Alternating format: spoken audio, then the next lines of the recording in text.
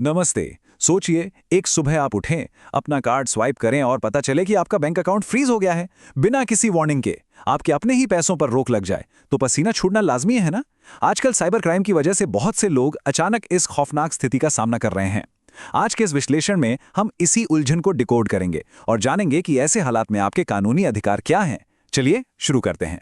तो सबसे बड़ा और सीधा सवाल ये उठता है कि क्या पुलिस या जांच एजेंसियां बिना कोई नोटिस दिए आपके बैंक अकाउंट को पूरी तरह से ब्लॉक कर सकती हैं? ये कोई छोटा मोटा सवाल नहीं है दोस्तों। ये सीधे तौर पर कानून की ताकत और उन बेगुनाह लोगों के अधिकारों के बीच का टकराव है, जो अक्सर बिना किसी गलती के इस पूरे सिस्टम में बुरी तरह फंस जाते हैं। आज हम इन अहम पहलुओं पर बात करेंगे। पहला, ये साइबर फ्रॉड और अकाउंट फ्रीज की जो महामारी फैली है वो क्या है। दूसरा, लियन और कंप्लीट फ्रीज के बीच का फर्क। तीसरा, नए कानून यानी बीएनएसएस में पुलिस की शक्तियों की हकीकत। चौथा, कैसे हमारे हाई कोर्ट्स आम नागरिक के अधिकारों की रक्षा कर रहे हैं। और आखिर में, अकाउंट अनफ्रीज कराने के सबसे जरूरी और प्रैक्टिकल स्टेप्स। तो आइए सबसे पहले बात करते हैं इस बढ़ती हुई साइबर धोखाधड़ी और अकाउंट फीस की महामारी के बारे में। इसे जरा एक असली उदाहरण से समझते हैं। लॉरेटो की इस केस स्टडी पे गौर कीजिए। एक व्यक्ति ने अपना बिटकॉइन बेचा। अब उसे जो पेमेंट मिला वो अनजाने में किसी ऐसे बायर से आया जिसने हैक किए हुए अकाउंट का इस्तेमाल किया था। फिर क्या हुआ? बिना किसी गलती के ये बिटकॉइन बेचने वाला शख्स साइबर फ्रॉड की जांच में फंस गया, उसका अकाउंट फ्रीज हो गया और वो अपनी ही मेहनत की कमाई को हाथ तक नहीं लगा पा रहा। ये साफ दिखाता है कि कैसे आम लोग इस क्रॉस फायर में अपनी आजीविका तक से हाथ धो बैठते हैं। अब इस समस्या को सुलझाने के लिए हमें एक बहुत ही बारीक कानूनी फर्क को समझना होगा। लियन बनाम पूरी तरह से अकाउंट फ्रीज। देखिए, कानूनी तौर पर दो अलग अलग कार्रवाइयां होती हैं। एक होता है लियन, जो कि एक बहुत ही सधा हुआ कदम है। इसमें बैंक सिर्फ और सिर्फ उस अमाउंट पर रोक लगाता है जिस पर विवाद है। बाकी अकाउंट आप आराम से इस्तेमाल कर सकते हैं। लेकिन दूसरी तरफ है कंप्लीट डेबिट फ्रीज, जो कि बिल्कुल एक हथौड़े की तरह काम करता है।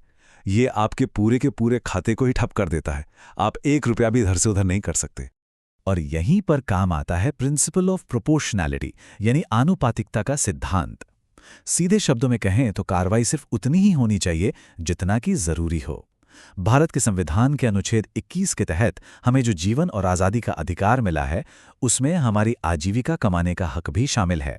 अब सोचिए, एक छोटे से विवादित अमाउंट के चक्कर में अगर आपकी जीवन भर की जमा पूंजी को ब्लॉक कर दिया जाए तो ये उस मौलिक अधिकार का सीधा सीधा उल्लंघन है ना।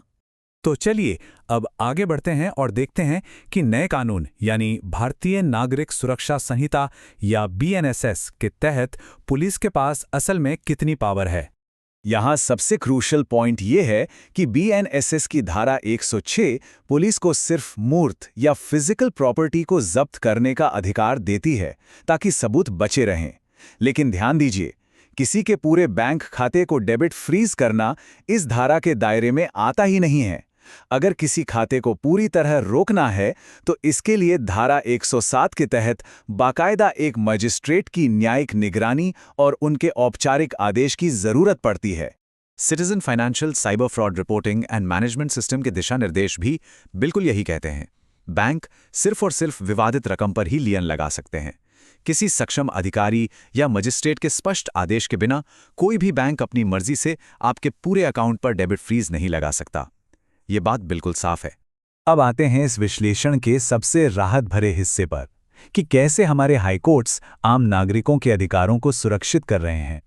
आपको जानकर खुशी होगी कि देश भर के कई हाई कोर्ट्स ने पुलिस की इस मनमानी के खिलाफ एक बहुत ही कड़ा रुख अपनाया है।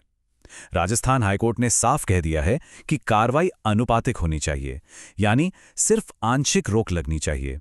बॉम्बे हाईकोर्ट ने भी डंके की चोट पर कहा कि धारा 106 के तहत डेबिट फ्रीज की कोई अनुमति नहीं है। वहीं केरल हाईकोर्ट ने कोऑपरेटिव बैंकों के मिरर अकाउंट्स को ब्लॉक करने से रोका। और दिल्ली हाईकोर्ट ने तो यहां तक आदेश दे दिया कि जो लोग फ्रॉड में संदिग्ध हैं ही नहीं, उनके खातों को तुरंत पूरी तरह से अनफ्रीज किया जाए। अब ये जो 7 का नंबर है, ये आपके लिए बहुत ही खास है। राजस्थान हाईकोर्ट ने पुलिस के लिए 7 दिन की एक बेहद सख्त डेडलाइन तय कर दी है। जांच अधिकारी को 7 दिनों के अंदर बैंक को बताना ही होगा कि आखिर विवादित रकम है कितनी। अगर वो ऐसा नहीं कर पाते तो बैंक कानूनी तौर पर इस बात के लिए बाध्य है कि वो बाकी के बचे हुए बिना विवाद वाले पैसों को तुरंत अनफ्रीज कर दे। है ना ये एक बड़ा रिलीफ।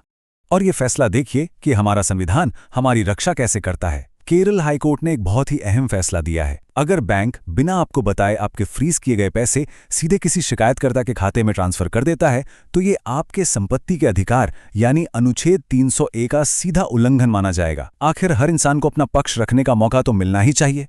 तो चलिए अब सबसे ज़रूरी हिस्से की तरफ बढ़ते हैं। अगर आपका अकाउंट फ्रीज हो जाए तो उसे अनफ्रीज करवाने के स्टेप्स क्या हैं?